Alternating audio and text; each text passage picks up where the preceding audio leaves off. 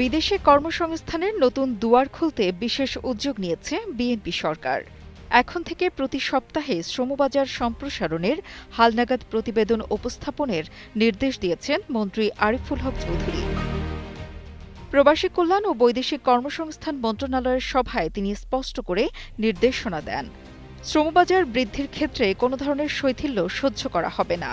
মন্ত্রী জানান, উন্নত কর্মপরিবেশ, শতভাগ শ্রম অধিকার ও উচ্চ বেতনের নিশ্চয়তায় জাপান বাংলাদেশের জন্য একটি অত্যন্ত সম্ভাবনাময় বাজার। ইতিমধ্যে জাপানে কর্মসংস্থান বাড়াতে নেওয়া হচ্ছে বিশেষ কর্মপরিকল্পনা। আমাদের 180 দিনের একটা কর্মপন্থা আছে। 180 দিন পরে ইনশাআল্লাহ আপনাদের সামনে হাজির হব। সব কিছু তো আপনারাই সাক্ষী।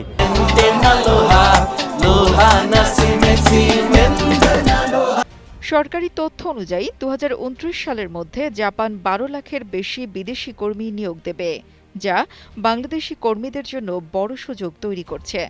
এছাড়া দেশের সব টিটিসিতে পর্যায়ক্রমে জাপানি ভাষার শিক্ষা চালুর উদ্যোগ নেওয়া হচ্ছে। দেশীয় প্রশিক্ষকের পাশাপাশি ভার্চুয়াল প্ল্যাটফর্মে জাপানি প্রশিক্ষক যুক্ত করার পরিকল্পনাও রয়েছে সরকারের।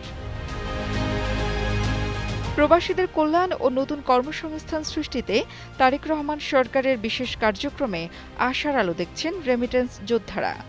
বন্ধ থাকা শ্রমবাজার পুনরায় চালু করা এবং নতুন নতুন শ্রমরাষ্ট্র তৈরির এই উদ্যোগগুলো বাস্তবায়িত হলে বৈদেশিক কর্মসংস্থান আরও সম্প্রসারিত হবে এবং বাড়বে রেমিটেন্স প্রবাহ, যা দেশের অর্থনীতিতে যোগ করবে নতুন গতি।